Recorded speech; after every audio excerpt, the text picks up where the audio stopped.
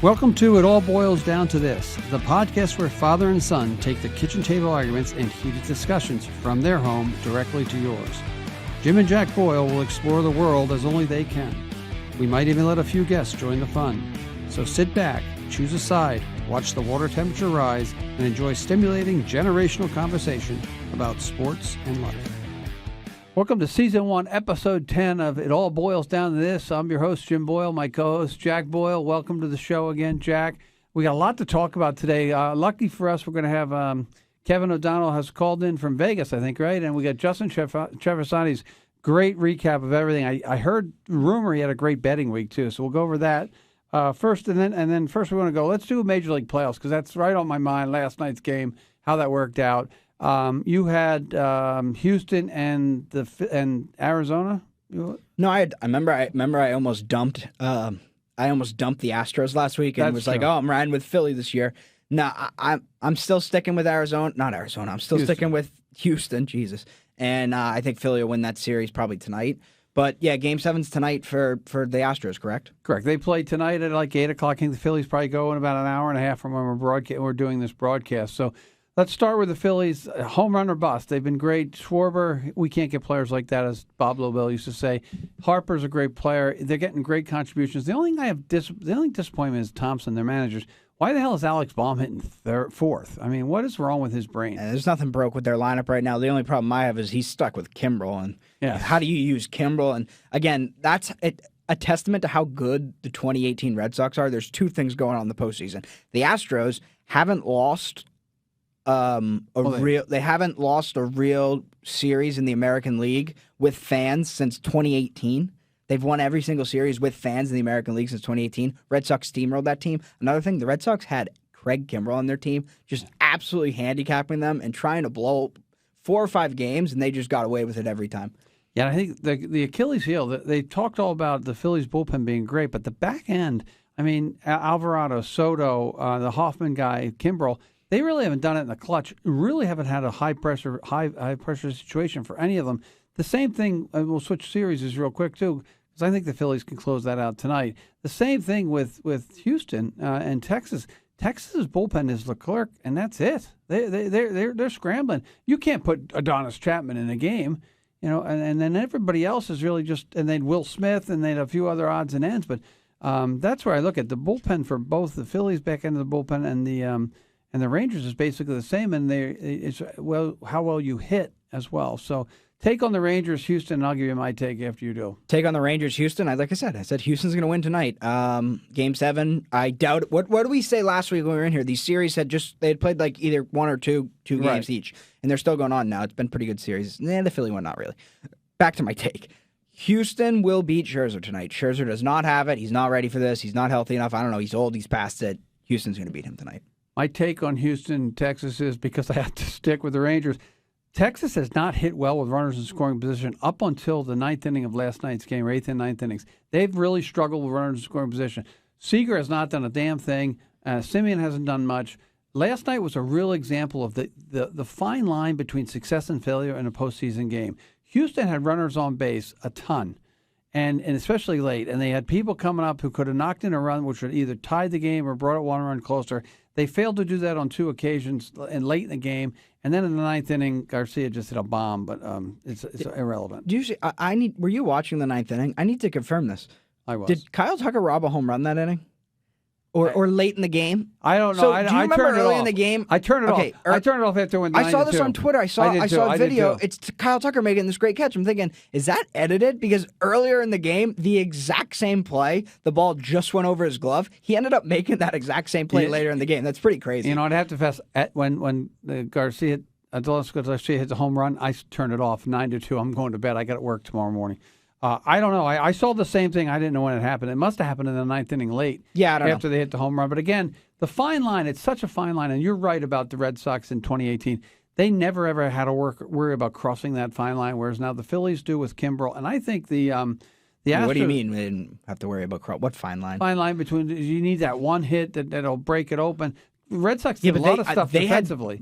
I know. I'm saying they stomached Kimbrel and they got through. No, Kimbrel. You're right. And Cora managed his bullpen knowing Kimbrel couldn't get important outs because Kimbrel gave up the little loop and hit that Benintendi made the catch on that was a great catch. Yep. And then Mookie made a great play off Kimbrel when he threw Tony Kemp out at second base on the ball down the hole. But again, I like Texas. I think at some point in time, it's just funny. It's the road warriors versus the home run hitters. Every game has been won by the road team in the ALCS, and anybody who's hitting home runs in the NLCS is winning. So I'm going to go with Texas again tonight. I'll probably be wrong, and I'll stick with. I think the Phillies are going to win, then Texas wins it all. But that's enough baseball. We'll get back to one last thing, just because I like dumping on Craig Kimbrel, and I want to show off a little bit of interesting baseball knowledge from 2018. The worst thing he did, actually, it was Game 4 when they were closing out the Yankees.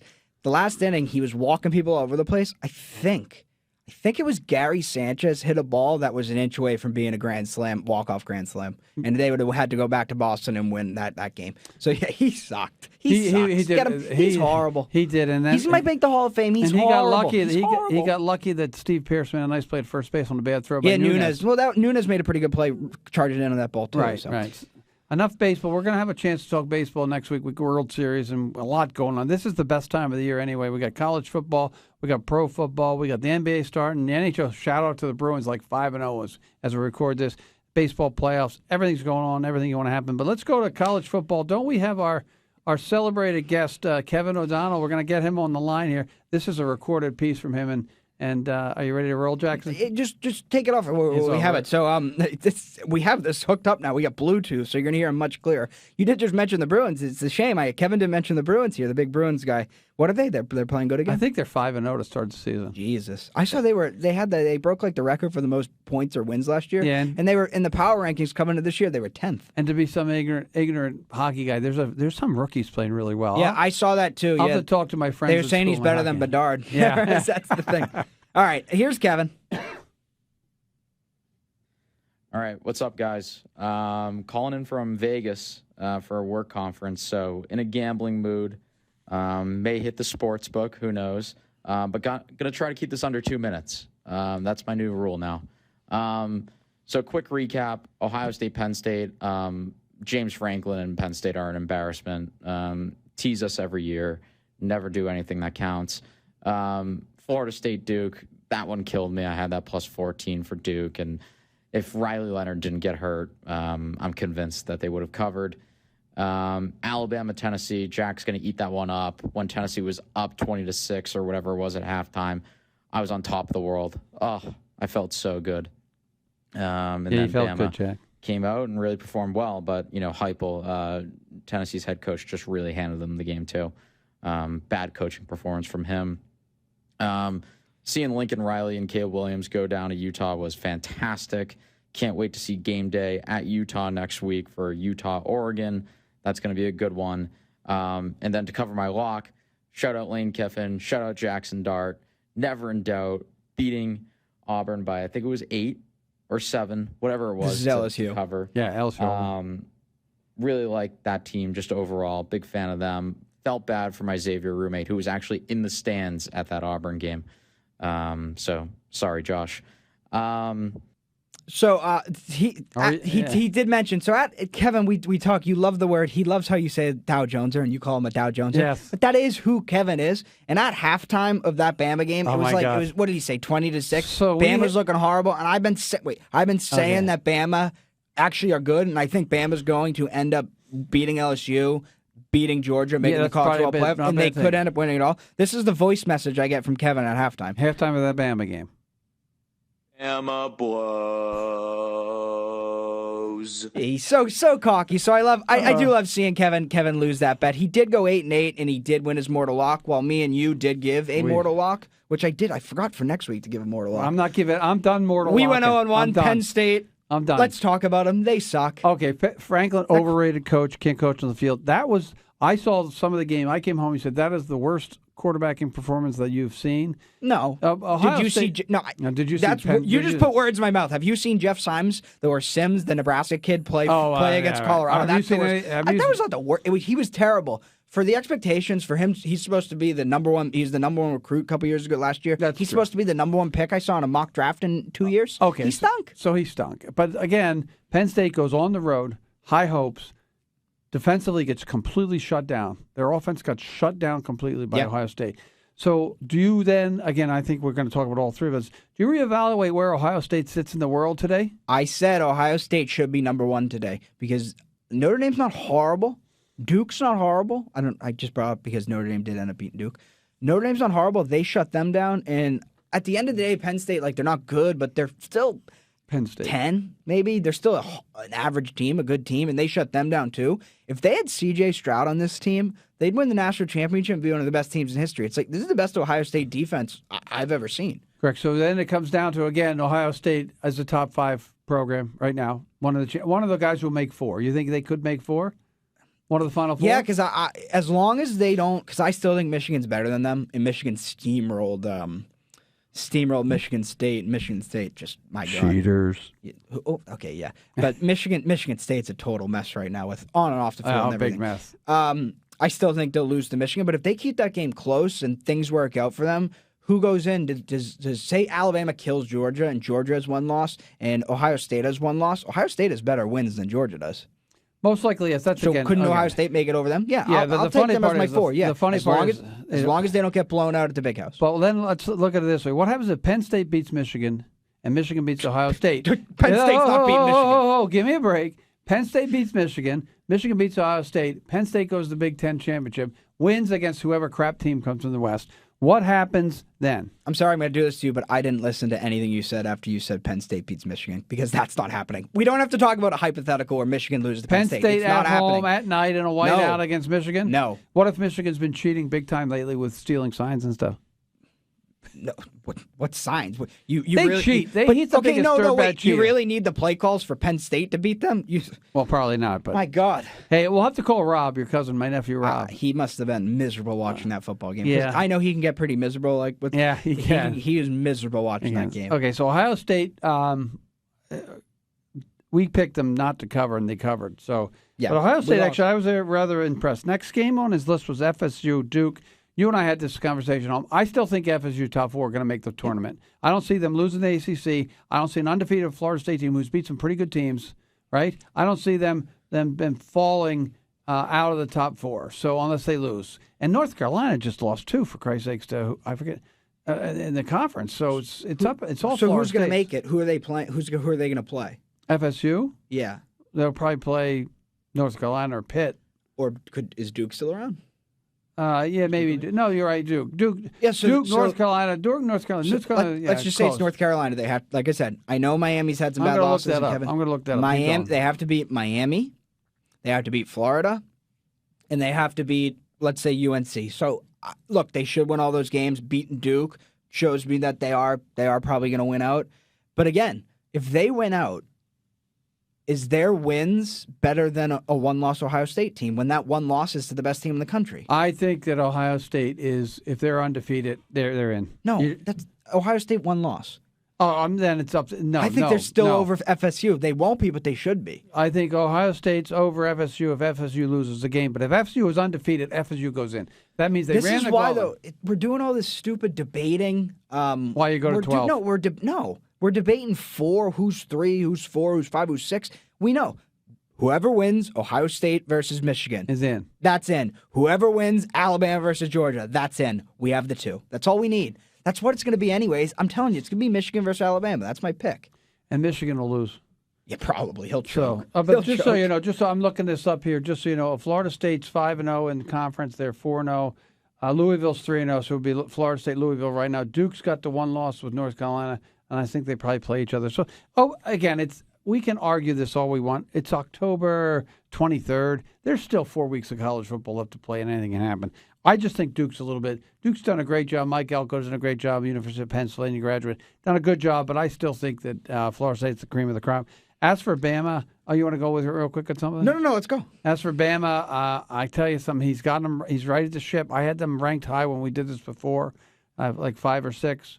I hate to say that Saban has done a good job, but you know what, though? It all comes down to their quarterback, and if he plays well, they're going to win. If he doesn't, they're going to lose. Speaking of Bama blows, you were the original Bama blows guy about 5 years ago saying it's the beginning of the end of Nick Saban, and he's still kicking. Every time you think he's done, like this year you kind of thought he was done, he's back. I don't think that he's done. I think he's just got a new quarterback, and if the quarterback plays well, they win. I think Georgia still beats them. Georgia's defense will still shut their offense down. We'll see, but if the tight end comes back, yes. If he doesn't, no. And did Kevin bet against Alabama? Yeah, he did. Yeah. Because he thought they stunk. He's an idiot. He told us they stunk. Well, so that was Bama against Tennessee, correct? Yes, and Tennessee beat them up there like 54-53. Let me just finish. So he just picked Tennessee, and they let him down against Bama. So what is Kevin going to do this week? He's going to tell us about his lock. Oh, this is Kevin's lock, and then we'll talk of the last team on the list. The week, it's tough. Lock of the week this week, it's tough. It's tough. I'm deciding between a few of them. I'm gonna go with the Tennessee Volunteers. He sticks with them. They're playing Kentucky. They're -3.5. It's in Lexington. I don't feel good about this one, but Tennessee needs a win, and I don't think Kentucky's good. I'm just gonna go with that, but I don't feel good about it, guys. I don't feel good. Didn't he trash from Heupel? Have a good week, guys. See you. Thanks. First of all, Jack, let's thank Kevin for calling in. Didn't he just travel on Josh Heupel like 5 minutes ago? Yeah, I don't know. He must have forgotten about his phone call, and then he picked him. But this is the first time in the history of our show we have a lock-off this week. So Kevin had privately texted me his lock of the week, and then in the group chat we have Chris texted us his lock of the week. They happened. Chris's lock of the week, +3.5, Kentucky versus Tennessee. Oh, so right. Kevin versus Chris, lock-off this week. Just so everyone knows, Chris is Chris Greco, who's part of the group. We're going to have him in. He's the JV soccer coach of the high school. So once soccer season's over, Chris will actually come in live. We'll get Chris, I'd love to get Chris, Kevin, and Justin in here. Chris live. also has really been filling out cards this year and betting on college football Sundays, just like Kevin. They're both super into it. Oh God, we got the game with their $200 free DraftKings bets that they get to start off. God save us! God save us from Chris Greco and Kevin O'Donnell betting on college football. I can just see Justin because it runs in the blood. I don't know about him. Final note, real quick. USC. Yep. I was high on USC. I have to say that's over. You were high on them. I had them on top. When? 2 weeks ago. Okay, but how about going into the game? You knew they were going to lose. And Which game? The Notre Dame game? No, the Utah game. Oh, I was talking about before Notre Dame. I was high on them. After I saw that kid play like crap, I wasn't. Correct. But Utah's actually a really good football team. We talked about coaches and stuff. Whittingham's a great coach. Utah, Oregon. Yeah, that's next week, game day. But Washington still runs the. Shout out the Athletic. Yeah, but Washington still leads that pack because Washington beat Oregon. Right? Washington still leads the pack because Washington beat Oregon. Yeah. So Washington? Look, I don't pay attention a ton. You might have the scores. I feel like if you can get it real quick. Washington, I feel like they kind of struggled with an average team. Was it Arizona, Arizona State? I'll get Washington you in a minute. I'm trying to find it here. This is bad. I don't know. Name the whole Pac-12. Washington, Cal. Oh, Stanford, Washington, Arizona State, Utah, Colorado. I'm getting there. Hold on. Well, I don't need you to name. I need the score. What was the score? I thought you wanted my name. I got to get Washington. Washington Huskies have played. All right. It doesn't matter who they barely. They beat Arizona State 15-7. Arizona State. I knew it was Arizona State. Wait, what was the score? 15-7. Yeah, 15-7. They struggled. So but again, they're going to lose a game. They're going to lose a game. They will, but it's after a huge game. They're going to lose again. They're still going to play for the Pac-10 championship. No, I know. Pac-12 championship. Yeah, I know. They're still. It's not like they haven't. They have the advantage over Oregon. I don't know how that works. All right, so let's real quick. I got you just off the top of who are your four guys right now for the Final Four for the football? Who you got? Michigan, Ohio State, Georgia, and Alabama. You're such a freaking loser. That's how. Hey, I'm going to go with Michigan because I do think you're right there. Better than Ohio State. I'm going to go Michigan, Georgia, and then I'm going to go Alabama, maybe, and then I'm FSU, Alabama, whoever has the better record. Basically, just did the same thing as me. Oklahoma or Texas out of the Big 12. You just named like 7 schools there. Pick 4. Okay. Now, okay. don't go. Blah blah blah blah blah. Here you go. Wait. Here you go. No. Shut up. Your top 4. What? Your top 4. Wait, My top 4 as of right now. Top 4. All right. Yeah. Are Georgia, Michigan, Florida State, Oklahoma. That's it. I'll Okay, stick with them. thank you. As of today, my top 4. It wasn't that hard. No, it wasn't. I just like the business. I'll I like to give you a crap. Wait, originally you go, I have you. You were going. I have either Alabama or Florida State. It all I have depends. either Oklahoma or Texas. Well, Alabama's got the loss. Oklahoma doesn't have the loss. I go with the undefeated teams because as long as you stay undefeated, you win. Okay, so let's transition off to our good friend Justin Trevisani. No, we got to talk about. You always Justin comes after we talk about the football games. Oh, after the games? Yes. So the first game, I'm going to see if you have any. Hold on, stop for a second. I'm going to make a face. How the hell am I supposed to know? Because this happened last week. It always happens. Go. All right. First game, Jacksonville on Thursday night beat the New Orleans Saints 31-24. New Orleans was favored in that game by 2.5 points at home. Good win by Jacksonville. Looks like they're starting to get things, Trevor Lawrence turning around. Yep. I think Trevor Lawrence is the key to that team turning around. Their defense, Trevor Lawrence. The Raiders 12 at Chicago 30. 30-12, the Bears beat the Raiders. The Bears were 2-point underdogs at home. Josh McDaniel don't last the season. Bears are starting to play horrible. With a backup quarterback, Bears won that game. God, the Raiders suck. That must be defensive person, Dave. Dave, what's the No, that's all. That's all on the head coach, and then the defensive coordinator was a weirdo. So we're not going to blame Dave for anything. The Cleveland Browns beat the Indianapolis Colts 39-38. The Colts were 3.5-point underdogs at home, so they did cover. I know J-Cho's very upset. That was a one. fishy game a little bit though, because some of the officiating late in that game, those calls. You and I were watching that game. Listen, I love P.J. Walker because he's a Temple guy, but that game and the Eagle game last night, some of the officiating was absolutely crap yesterday and last night. Yeah, no, that was an uncatchable ball. They got screwed. I am happy though. They were at the goal line. They tried to throw it twice with P.J. and he just couldn't do it. And they finally just ran the football in the end zone. So it was good that they got the win. Here's the game that everyone was talking about going in, or the second most game everyone was talking about going into the week. The Lions at the Ravens, 38-6. It was 28-0 by the time the Lions got their first down. My 3 fraud teams of the week: Buffalo, Miami, and the Lions, who I liked earlier. Those 3 teams have called. They're out of my top 10, out of my top 5. And your Ravens take looking good. Yeah. We have here. How about this game? I didn't even know this happened. The Giants beat the Commanders 14-7. Exciting 14-7 game. With a backup quarterback, Tyrod Taylor, backup quarterback, won that game. That Washington team is terrible. And if Bill Belichick had signed that extension, I would have said he could end up in Washington, like you said last week. Well, no, Bill Belichick's not going to. He's staying with the Patriots. You know why? Because they're going to go on a winning streak here. Patriots 29, Bills 25. J-Trev's lock of the week plus 7.5. The Patriots were 7.5-point underdogs at home, and they beat the Bills outright. 2 things on that. Belichick did sign an extension before the season, if you didn't hear that yet, right? I know. So he ain't going nowhere. And God bless Mac Jones. He actually drove him down the field, and Tom Brady somebody else. But Dinkin' Duncan. I'll tell you something. Buffalo, that defense is just crap. Well, so what I'll say I used to love Buffalo, but that defense is crap. Josh Allen, and I gotta. We keep using the word the Dow Jonesing of Josh Allen. The first drive, so the Patriots come down. I think they get 3 points. Josh Allen gets the ball. First play of the game, throws in just an interception. And you're like, what the hell are you doing? Patriots score 7. They're down 10-0. The next drive, Josh Allen. This is like the comparison on for half the time he plays. He looked like a mixture of Elway and Marino. Like he's got the size. He can run. He can throw. You can't sack him. They'll have free runners at him. You can't touch him. But then he'll do something stupid. I saw another interesting stat about him. He has never went 2 straight games in his NFL career without a turnover.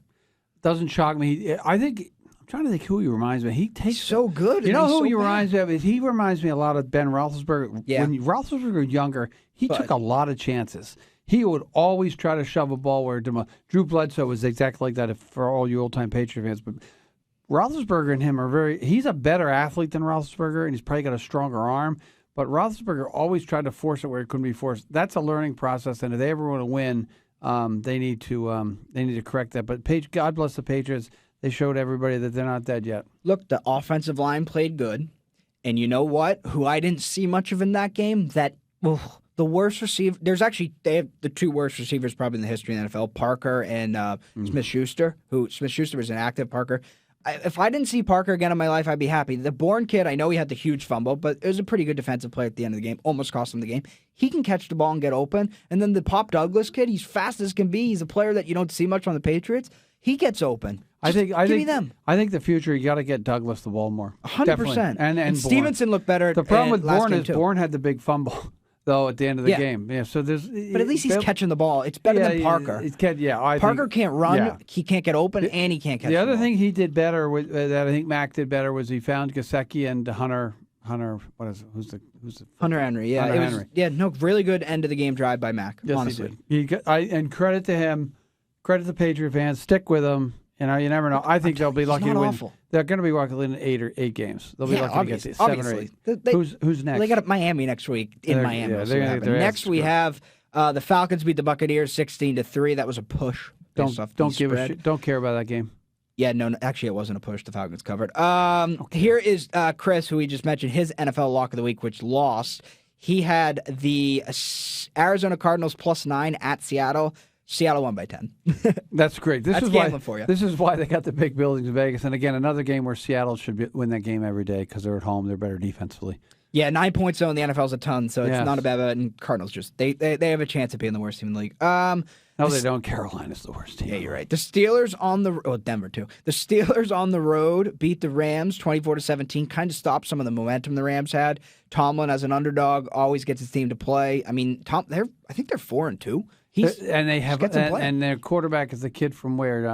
The Pittsburgh, right? Yeah, Pittsburgh quarterback. So yeah, he always gets his teams win. I don't know how they keep doing it. I mean, their defense is really good. Yeah, I'm always stunned by that. Okay, so and that was against who? The Rams. Yeah, the Rams up and down. They're the Dow Jones or the West.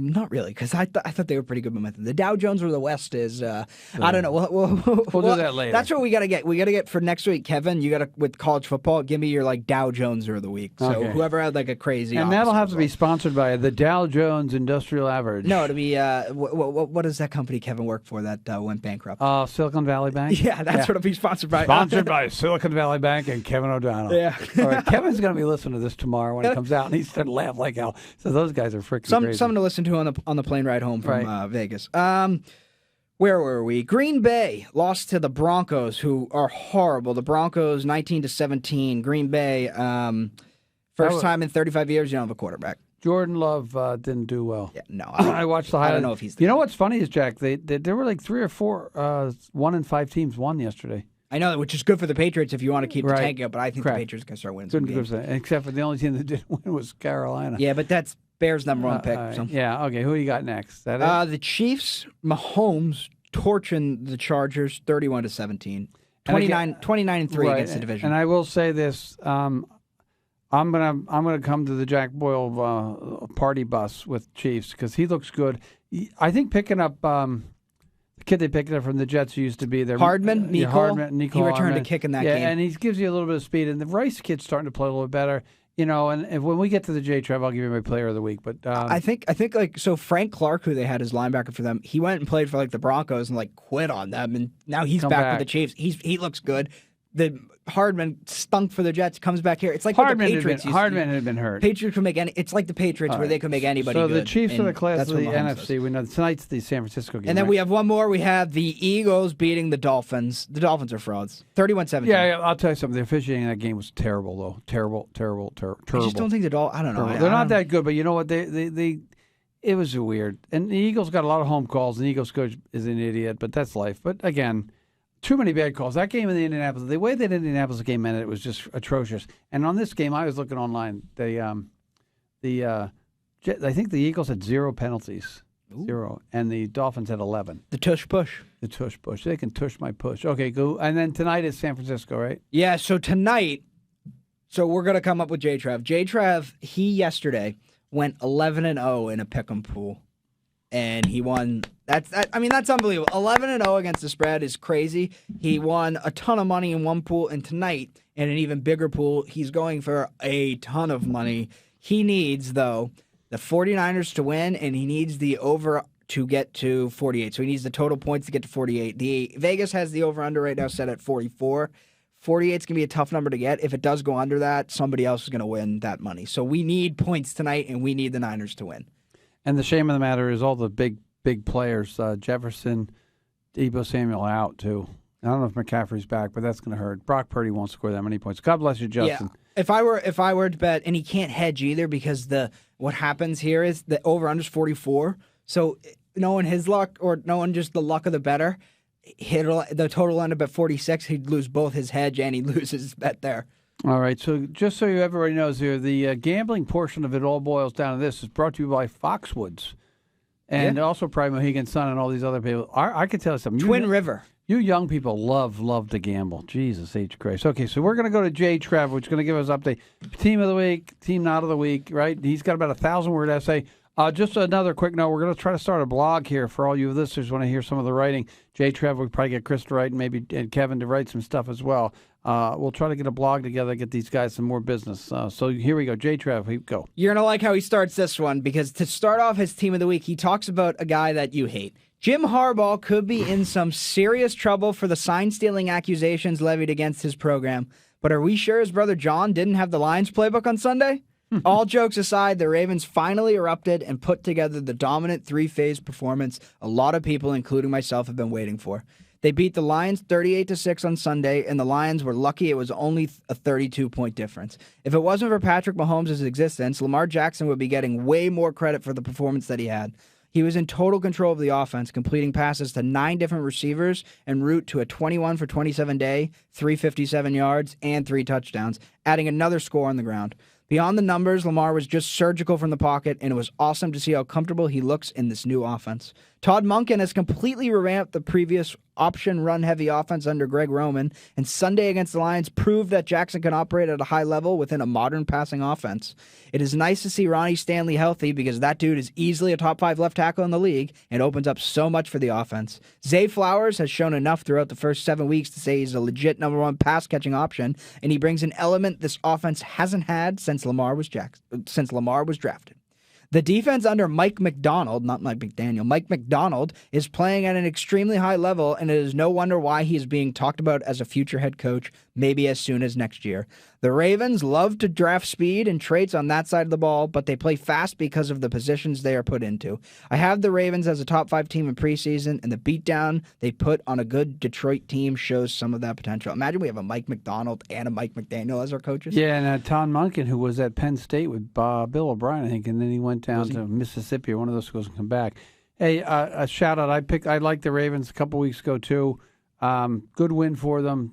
Fraud Lions last week too. But again, you never know. Jackson's been hurt a lot. It's nice to see them change their offense up. Great review by Jay Trev. So I guess his team of the week is the Ravens.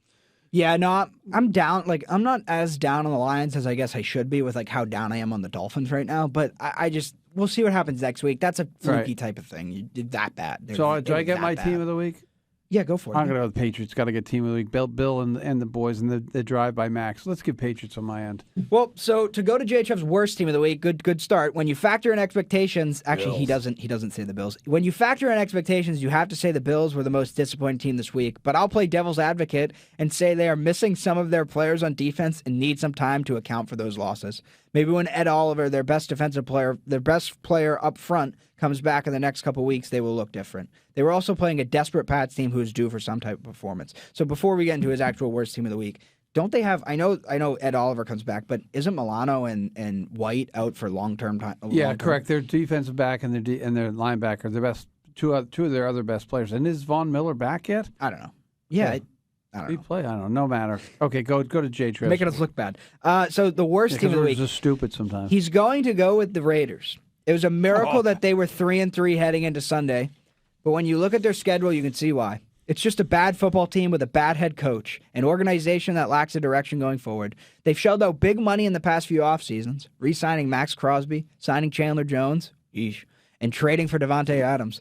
All signs point to them wanting to win now, but they aren't even close to doing so. The Bears added a lot of talent in the offseason, but they still have a decent number of holes that has led to their less than ideal start this season. And yet they look like a far better team against Vegas. I'm screwing up here because I printed this double-sided and the words are bleeding through. Sorry about this, Jay Trev. Where were we? So they started Brian Hoyer at quarterback for the injured Jimmy G, and it is insane how he has carved out such a long NFL career. He's horrible. He was god-awful. Yeah, he was always awful. The offense was clearly forcing the ball to Adams starting with the first drive of the game, but it served as a bigger detriment. Adams catching 5-yard slants and drags was playing right into Chicago's zone-heavy game plan, Look at that. That's Dave. Zone-heavy game plan. And on the other side, the Bears, starting undrafted rookie Tyson Bagent out of powerhouse Shepherd University. We got Tommy T would know it. He would not know that. Tommy does not know what Shepherd University is. Well, That's he my did bet. largely whatever he and the Bears offense did largely whatever they wanted on offense. They sustained long drives, converted what seemed to be like every third down, and ran the ball all over the Raiders. It was an embarrassing performance.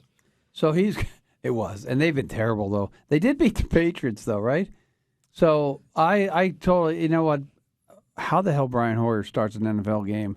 You know, there's got to be, you know, I love like PJ Walker's even better than him.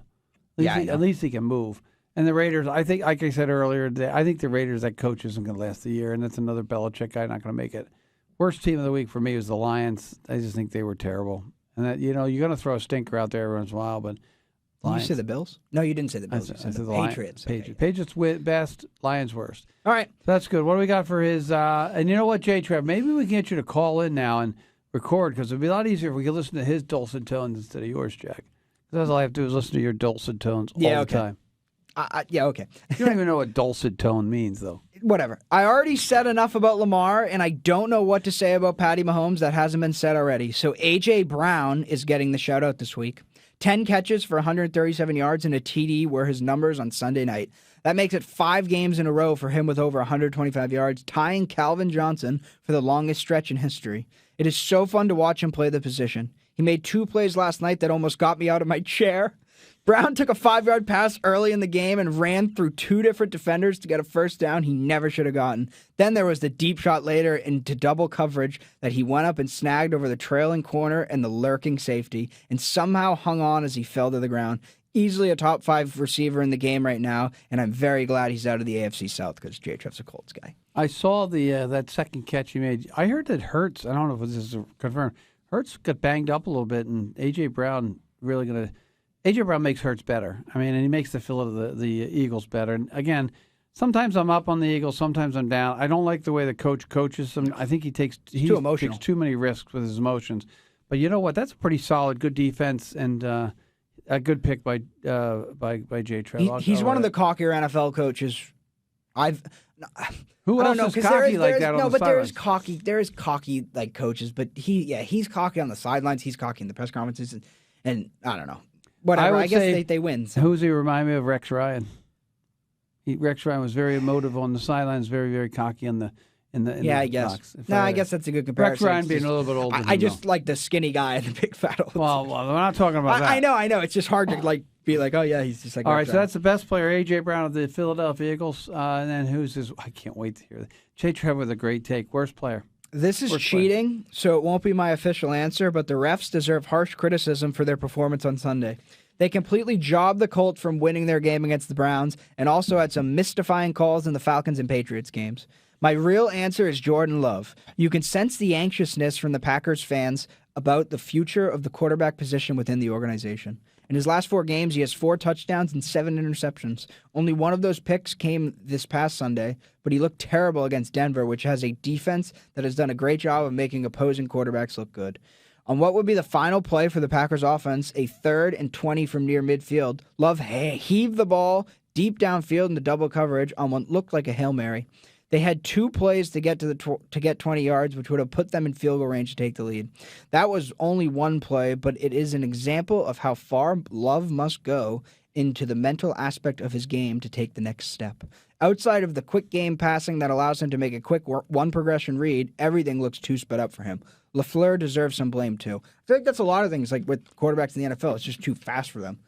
Yeah, and again, you take a chance no matter what you do. If you look at all the quarterbacks that get drafted in the first 15 picks of a draft, you know, it's if you're not scouting right, even with Stroud and Young and whoever else got drafted, like Trevor Lawrence and Zach Wilson and all those, it's important to it's important. You really have to scout well. I think this is one thing I love about Jay Trev and his scouting.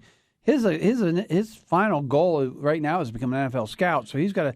And like I said, we talked about last week, Jay Trev. Come on, I like to really talk about what do they look for? What is the sign that makes Stroud, Young, Trevor Lawrence, Zach Wilson, Mac Jones?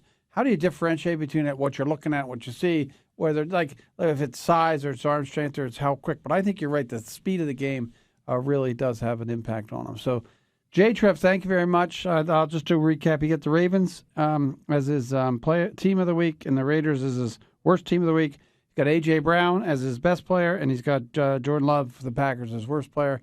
The Jay Trev segment's brought to us by Still the Brown Jug. No, we're going with Buff's Pub this week. Ooh, I don't remember Buff's Pub. I think it's in Quincy. No, it's in Newton. Newton. Sorry, I thought it was in Watertown. It's got some of the best wings in the area, in the world, maybe. So check it out. It's like a pretty small little kind of place, a good bar. And we got to go there with Tommy T and Freddie Baroni and Nico and Justin and me and the wives. It's just amazing, and it's fun to hang out with those guys. And you know what?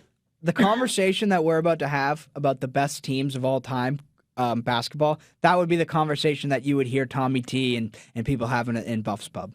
That's true. And we probably, I guarantee you, Larry Bird was mentioned that night at Buff's Pub. You know what? You hang out with Tommy. And Michael Jordan. You hang out with Tommy T. Larry Bird's mentioned all the time. And Michael Jordan with Fred. We probably, Detroit. Yeah, both those. Again, just so you know, Fred Baroni was our travel coach, played at Wentworth basketball. Yeah, very good player. A really good player, really good understander of the fine aspects of how to train young men to be basketball players. I think he ran great practices, did a good job with the skills and drill stuff. Could be controversial, but I do think he was the number one player in the men's league, and Tommy T was number 2. Yeah, they forced him out because he was kicking Tommy T's butt. I thought that Ingram was number 1 in that league. Did Ingram play? Yeah, he used to play in that every once I don't in a while. remember. He's a good player, too. You should see him. You should see pictures of – that's the AD, Dennis Ingram. Hopefully he's not listening. You should see pictures of him back when he was a big guy back a couple years ago.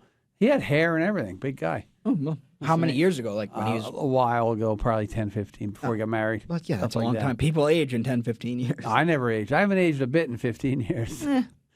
Hair's a bit whiter. Yeah, you actually haven't aged that, but you really haven't. I know. Too much. Yeah, that's lucky. Having kids like you and Amanda, I should be aging. All right, so we're going to basketball? Yeah, we're going to basketball. I'll let you run off. Before we do the... what? I didn't bring a coin, and this first pick, it's kind of like controversial because I think we have the same team, and we can't. We don't have the same team. Oh, yeah, we do. You have to get a coin toss up on your computer. We have to flip for this. Why do we have to flip for this? Do you want to talk about the NBA? I don't really want to talk about it. No, well, who's your championship? I got the Celtics. Same. So what are we going to talk about? I got Celtics versus Phoenix in the final. I think. Ooh, Phoenix. Yeah, I think Phoenix because they get a full year Kevin Durant. I've got the Bucks being a little bit tough. Heat are always tough because of Butler and the coach. Sixers will fall off big time. I think the two biggest challenges the Celtics, other than the Bucks in the East, are going to be. I think the Knicks and the Cavs are on the precipice of getting to be better. They're not going to beat the Celtics. Yeah. They're getting better. In the West, you can't bet against Jokic. I don't like. You just did. Well, you can't bet against them. Right. I still think the Suns with a full season. I'll go with the Nuggets. God, the West is open. How about what if Chris Paul really hits the ground running? He won't. I don't think that's. I think again, as age is a way of bringing everybody down. LeBron stays healthy. Yeah, LeBron. Anthony Davis stays healthy. What about Kyrie? What about Kyrie and Doncic? Yeah. What about Kawhi and Paul George and that team? And what if they get Harden? Okay, let's go. I know you laugh. I know you laugh. They will. That's where he's trying to go. All right, cool. So what do you think? No, you don't think it's a problem? You think? Look, I'm worried about the Celtics. You think with James Harden they're going to make the finals? No. Yeah, no, I don't care. Look, I'm worried about the Suns a little bit because that offense really. We'll see how it works. Kevin Durant is a pretty easy guy to play with. We'll see if they really click together. I'm worried a little bit about them, and then I'd say I'm worried about the Nuggets, but I don't know. That's it. And then I just don't want to play the Warriors and Curry because ugh. Oh, you love the Warriors and Curry, right? I'm going to find a coin flip. Yeah, just look up coin flip. All right. While we wait, we'll do a. Why we're always ready here. All right, so we're flipping the coin. Are you ready? I'm going to go. What are you going? I'll go heads. I'm going to flip again. You go heads. Heads. All right. It's going to be tails. All right. Good. Perfect. First pick in the draft goes to me. Now you're gonna beat me in this draft now because of that. If I got the first pick, that's the truth. We talked about that at home. You would have gotten smoked just because of the way I'm going to draft. I would have gotten smoked. Yeah. If I had the first pick, I would have assembled the greatest 7 teams you'll ever witness. Yeah. All right. Go. Yeah. I can't wait to see this with the first pick. Here. You're gonna have tell your story about this team because were you in town for this? Yes. You were. Yes. Right? Probably start first year, second year? Huh? I was up in town in 85. I moved here in September of 85. Okay. And that was the beginning of what was probably the greatest 3-year stretch for a basketball player to ever have, which is Larry Joe Bird. I watched almost every game those 3 years because they were just starting to be on on cable, and you could see Mike Gorman all the time. That, first of all, the 85 team lost to the Lakers was pretty good. They made a change uptown, and the big man joined the band, and that was Bill Walton. Kevin's going to love that. And that was Bill Walton, and Bill Walton for Max, and Max was a great player. That 86 Celtics team, I know they didn't win 70 games and all, and I know that they didn't have to play the Lakers. They won like 60. They won a ton of games. Yeah, they won like 67. They won 67. Well, they games. won, what, one loss at home?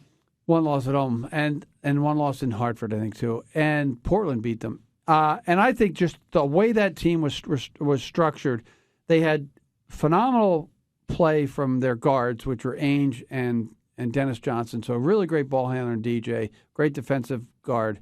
And then they had Scotty Webman off the bench with Bill Walton. And then up front, you had the big three, which you'll never see this again because the game's changed. I agree with you, Jack, on that. But that team just steamrolled through everybody. And then when you bring Bill Walton into it, one of my favorite announcers too, it really, really, really, really helps. So I will always, because I saw them play, and I saw all these teams play, and I will always go with that team as the best team of all time. And I know it's very biased, and I knew you knew I would pick them first. I asked Jay Trev who the best team ever was, and his answer to me was, and I'll quote him, the 1986 Celtics. And then about a minute later, he sent another text, and he goes, honestly, it probably is which is what I'm picking right now, it probably is the 2017 Warriors, but F them. I'm going to pick the 2017 Warriors. 16-1 in the playoffs. They lost Game 4 of the finals. So they were 15-0 in the playoffs and they lost Game 4 of the finals. Plus 230 in 17 playoff games. So this is when Durant joined them. So it's and they shouldn't have lost Game 7 either. That game either. I don't remember. They should never lost a game. Well, probably Yankley, yeah.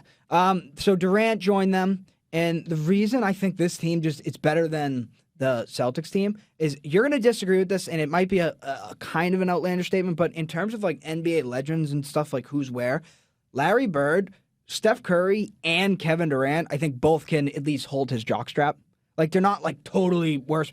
I think Curry and Bird are on the same level, basically. Durant probably a little bit lower, and they had both of them on the same team. And just the feeling when Durant signed with them, it was like everyone knew they were going to win the championship. They were odds-on favorites to win it. Like, you would have better odds picking them in the field, all that. So they were unbeatable. It was never a question if they were going to win the title or not. It was obviously as long as they stayed healthy, they were never going to lose. And they would never lose to any team assembled in the history of basketball. I'm going to ask you a question off that. I'm going to answer you about the criminally underrated Kevin McHale. Criminally underrated everywhere, but forget that. What about the Kevin McHale's not Durant. What about the He's not. Kevin Durant is a top 25 all-time NBA player. Yeah, I know. Let's say this: Kevin Durant is closer to Larry Bird than Kevin McHale is close to Kevin Durant. Again, I'm going to let you. I want to ask you a question. Do you disagree with that? I think Kevin Durant is probably yes. I will agree Kevin with Durant's you. an MVP. McHale's not. What? McHale's not an MVP. That's true. Kevin Durant's an MVP level player. Did he win the MVP when he played with Curry? Who? Kevin Durant. No, but he was the best player in that team. But he didn't win the MVP. That's the no, but that was because they were sharing the ball. Neither did Curry. Didn't win the MVP. That's what happened either. with Kevin McHale. I don't know. My argument is that I don't disagree with you. Why is the 15-16 Golden State team not better? They won 73. They have Durant. No, but why? That team won 73 freaking games. They didn't win the title. They have Durant. What are you? What are you talking about? If LeBron don't make the block and they win the title, the 73 win team wins the title, and over the 70 whatever they won in 16, 17.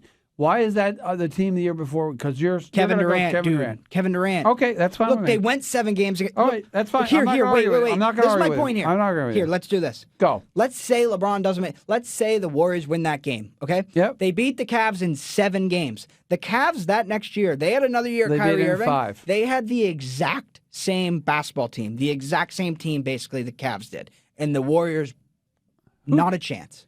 The Cavs could have played that. They could have played that series 100 times, and they would have lost it 100 times. They had no chance. Okay, fine. That's good. No team had a chance. That's good. 73-win team. Don't mean shit. I agree with you. My next pick is the 72-win team, Bulls, 96. God, so that's my third-ranked team. No shit, that's your third-ranked team. I would have gotten one of the 3 if you don't win the draft. This is what happens. I got the Bulls as my number 2. Again, that's a team where Jordan came back. And just that team just steamrolled through everybody that year. They ended up being 15-3. No, they were 15-3 in the playoffs that year, same as the Celtics were. and the Warriors, like you said, were 16-1. But I really like that team. Was very well rounded. Tony Kukoc was there. Yes. And then the thing about that team with Jordan, what people don't understand, and I'm not I don't like Michael Jordan as a human being, but that team was built so well. Yeah. If Jordan had trouble, you need to dump it off. He dumps it off to the shooter. If they need to pick and roll or get something down low, they had somebody big down low. No matter who it was, whether it was Bill Cartwright or Bill Weddington or whoever was there, Horace Grant, or then you had Stevie Kerr and you had I forget who their other shooter was, Mark Price. Those guys, they always had the right players around Michael Jordan, and he was also complemented by having the Rodmans and the Kukocs and the Pippins around. And Pippen never won MVP either, but that's beside the point. Well, yeah, because Pippen again is not. He's not that top level. He's the level below. He's not on Michael's level. Obviously, there's LeBron's on Michael's level. Right, maybe that's Kareem. it. Right. But the next level with Bird and Curry, and you could say Durant's in that. Pippen's not. But yeah, that was a great team. The thing that you mentioned, Kukoc and Kerr both shot over 40% from three that year, and that was kind of probably not happening much at that time. Right. And that was a great compliment to Jordan and Pippen and them. And that also, I don't know, it might not have been like peak Michael Jordan. Probably, if you could take like one version of him, might be like 1988, just in terms of body and all that. Definitely. But in terms of him as like a winning entity and like what LeBron was almost in 2016 versus him in 2010. Right. That might have been the best version of Jordan. I think the best athletic Jordan was 88 to 90. Yeah. That first run, but that team 86 when the Celtics. He scored like 63 points in that playoff game. Celtics. God disguised as Michael Jordan. All right. So that was you're up now. So I'm going to follow the trend of I got two guys who won MVPs. I got two guys who are that top tier. Can I guess? 2001 Lakers. 2001. Oh, you're going to 2001 Lakers. 2001 Lakers. And also to follow the trend, okay. Guess what? All right, guess what I'll we did take again? It. Yeah. 16-1 in the playoffs. Steamrolled. It was the first year. So Shaq, obviously, I think it was the middle championship here, the 01 one. I think they won 00, 01, and 02. Which one did you want? 0001? I won 00. Yeah, I have that as the better team. So this is when they went 16-1. It was the first time Kobe finished top 10 in the MVP rankings this year. So it was really the first year where Kobe really showed himself as being like, oh my God, he's an all-time great player. He started to show those signs that year. And Shaq, I mean, he is the best player in the world probably by far at that point in time. He averaged over the three finals runs, this is the middle one, he averaged 35 points and like 16 rebounds in the finals. So this team... I'm not going to doubt it. They might not be ranked there. They I might have be put them lower, down. But I would have picked them I think 5 they're better or 6, than some 10. of these next teams you're going to say. They I might think be. they're better than... But I ask you a question about that team because you don't remember it. 2 years later, they had the exact same team with Kobe and Shaq. They won 3 in a row. You can't. So it's Kobe and Shaq, and then Detroit beat them. For Christ's sake, whatever. Detroit beat them. They still won 3 in a row. I didn't pick the 03 Lakers. I picked the 2001 Lakers that went 16-1 and killed everybody. So we're gonna go next. I got you. That's your Laker pick. So you right now have the Warriors, and you have the recency bias Jack Boyle All-Stars. I think you're going to pick the team I want here. And I'm probably not. I'm going to pick the 86-87 Lakers. Yeah, I didn't like that team at all. I love that team. You know why I love that team? They steamrolled through it, and they beat the Celtics, who were a little bit hurt at the end, but they beat the best team in the league. They were the two best teams in the league. It's hard to pick Laker team. That Laker team, because it was at the tail end of Kareem's magic, of Kareem, and then they had Magic and Worthy and all those other guys. So I think that team, again, 15-3 in the playoffs. I'm going to shove this right back in your face because you go, well, 2 years later. Well, 1 year earlier, they lost to the Rockets and were cowards and didn't show up to play the greatest Celtics team ever. Yeah. So what do you say about that? Screw them. That was a year earlier. They ruined the 86 Celtics. They ruined it. I know they did. Okay, so who do you...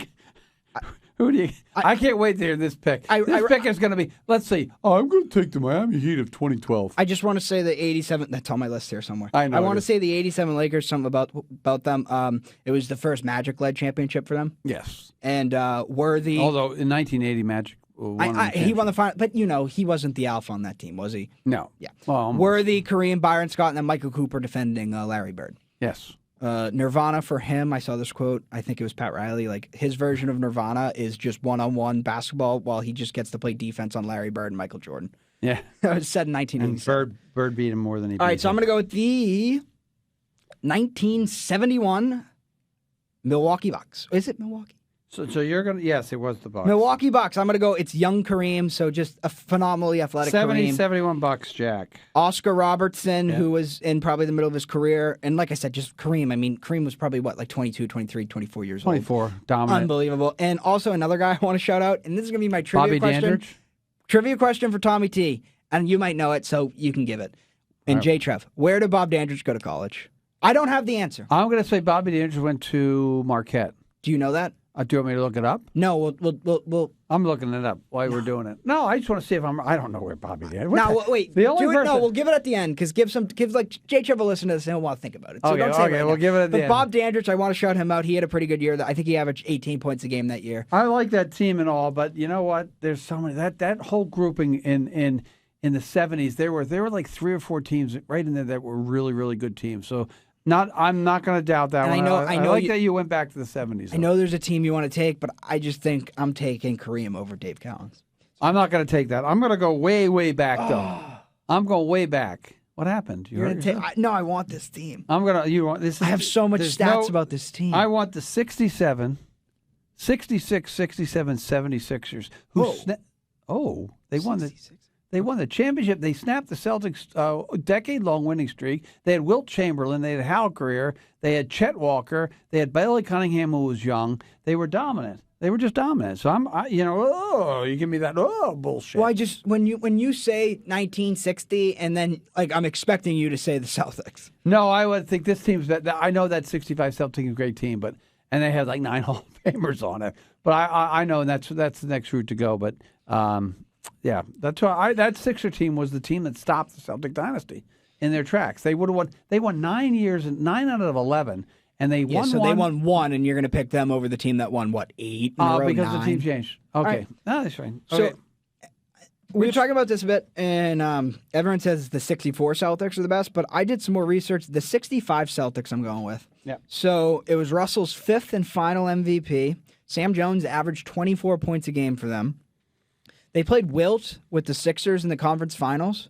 Wilt averaged 30 points and 30 rebounds in that series, and they beat them in Game 7.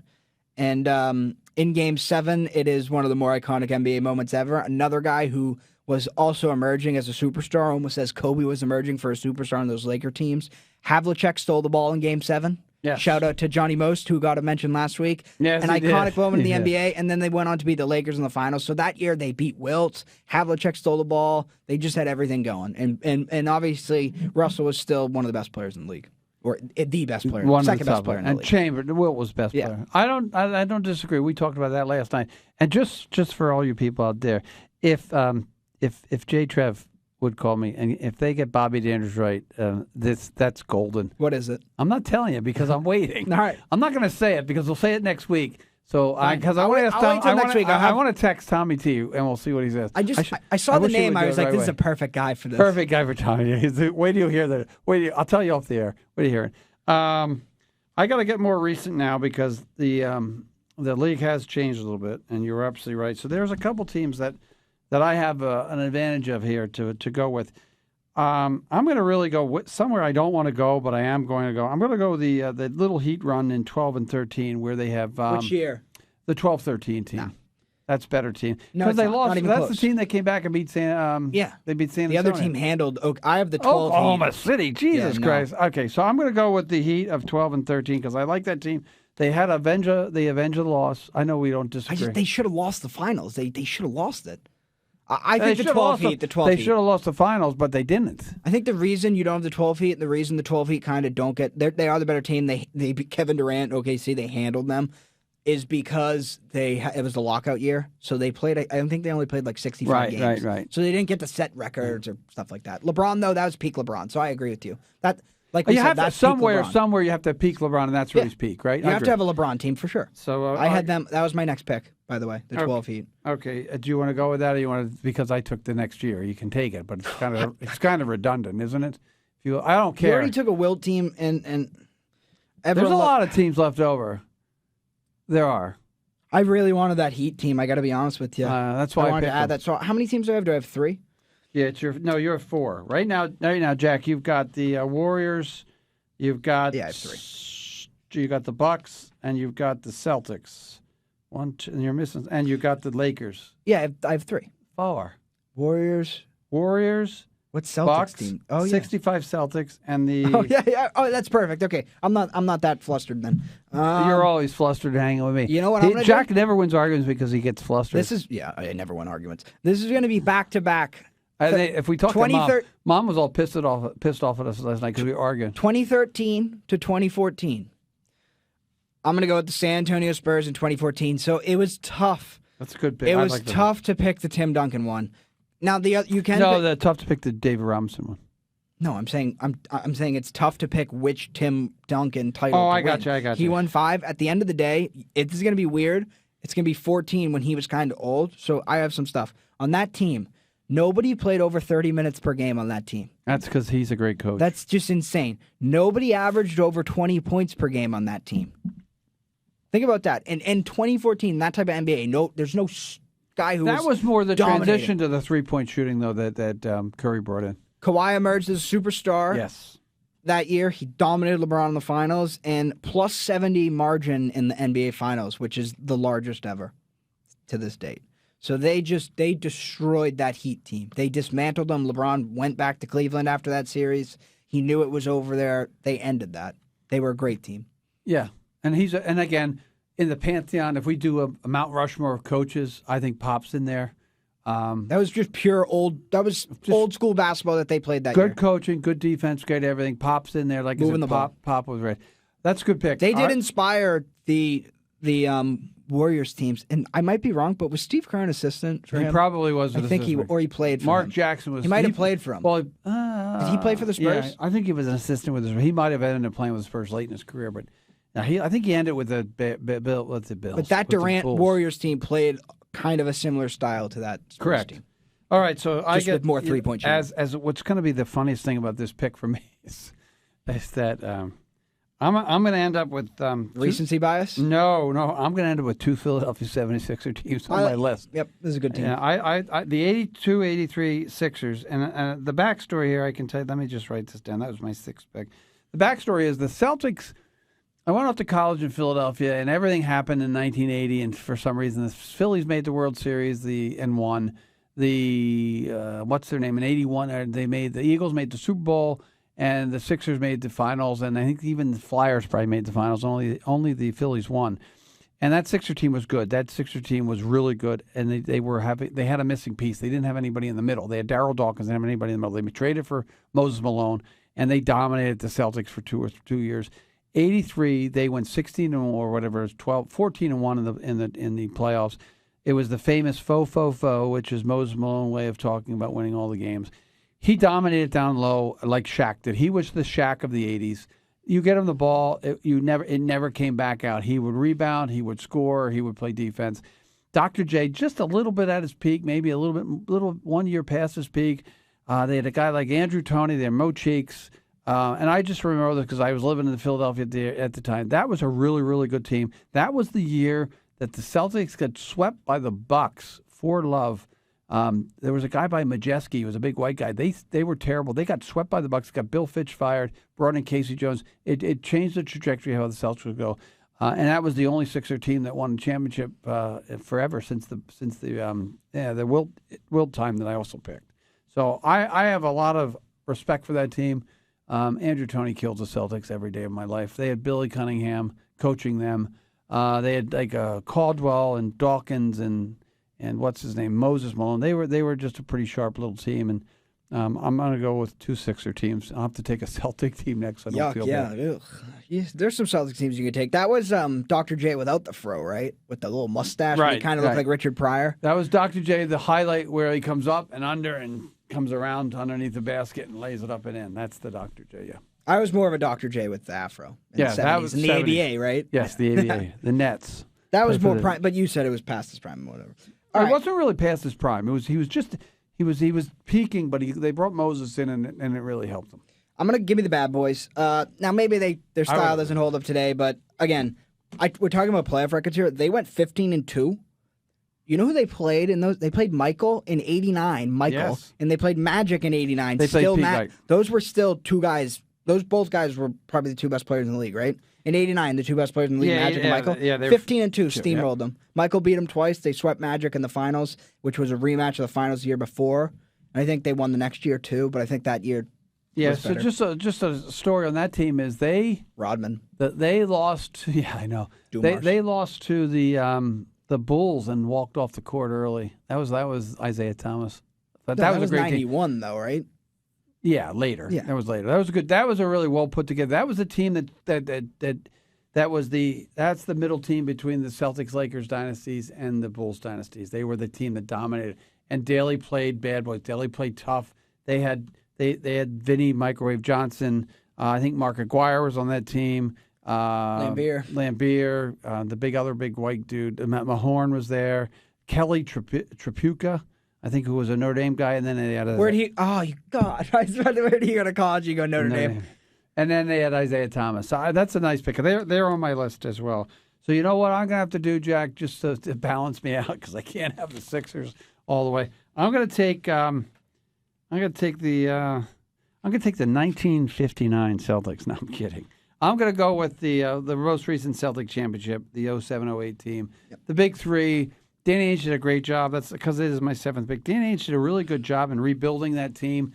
They had the true leader and gamer in Kevin Garnett. They had the guy who could put the ball in the net in Allen, and they brought Rondo in. But Paul Pierce, as much as he can be a pain in the ass, just a great player that year. Every time they needed a big bucket, they knew where to go, and he had to fulfill his Celtic destiny by winning a championship, and he did.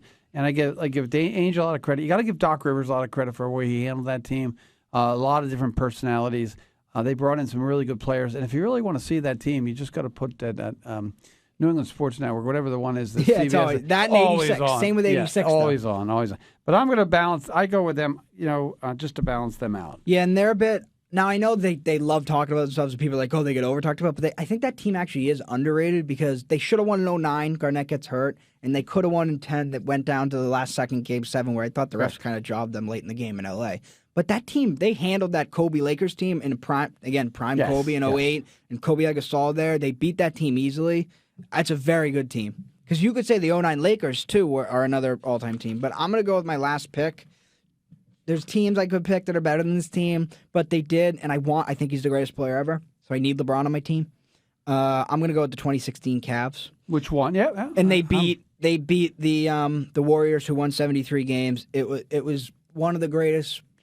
For me, it's the greatest series I've ever seen, so that's what I'm going with. I need LeBron on my team. And like I said, it's almost like 95 Jordan. That's peak LeBron in terms of what he was doing. And yeah, definitely. It wasn't like he wasn't as athletic. But in terms of like game maturity. One of the greatest plays in finals history he makes with the block coming down. Was it Iguodala? Yeah. That's an argument against him not being as athletic. That's how that block. And then right either before or after that block, Kyrie hits that big three. I think it was before. It might have been after. I don't know that. Kyrie hits a big three. That was a team where you got to look at the whole piece. He comes back to Cleveland. He wins them finally a championship after a long time. No doubt about it. I have them on my list. And we didn't know Kyrie was a kook then too. That's true. I'll just real Tristan Thompson, he was a kook too. Yeah, I know. On my list here that I didn't get picked, the 1991 Bulls, which was that first run of Jordan. I had them listed. Yeah, but that doesn't count. The early '60s Celtics don't count. I had the Knicks of 72-73. They had a great playoff run.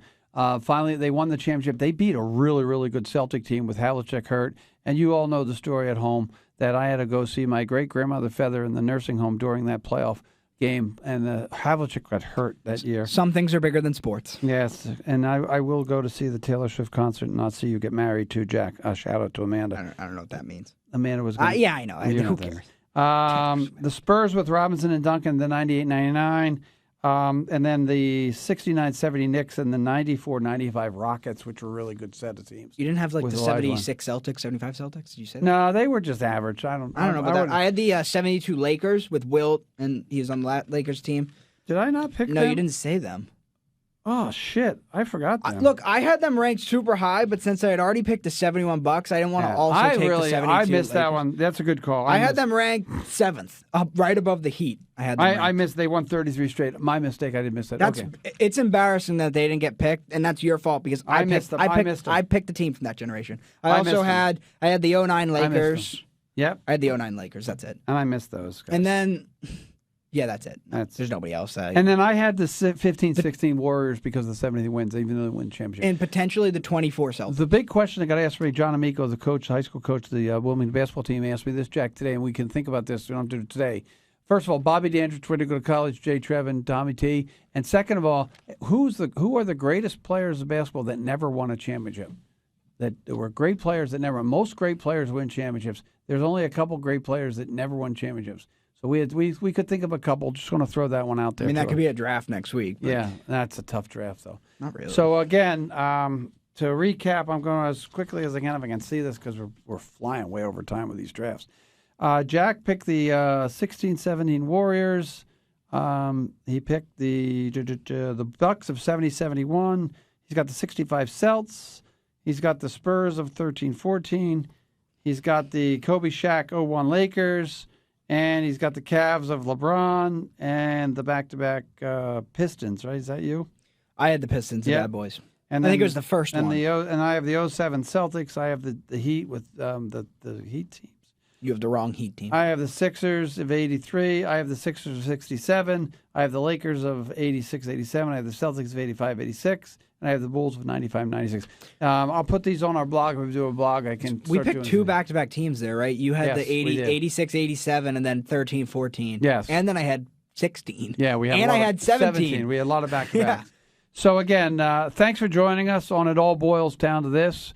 Join us again next week. That's it for episode 10. Thanks, Jack, for coming in. Hopefully, thanks to Justin and Kevin as well. Like I said, for It All Boils Down to This is Jim Boyle, and we'll see you on down the road. Thanks for listening to this episode of It All Boils Down to This, recorded at WCTV studios in our hometown of Wilmington, Massachusetts. We are always open to any ideas, critiques, topics, and guests. So if anyone out there in podcast world needs to get a hold of us, we can be reached via email at jboyle22@comcast.net. Along with Jack Boyle, I'm Jim Boyle. Make sure to tune in to the next edition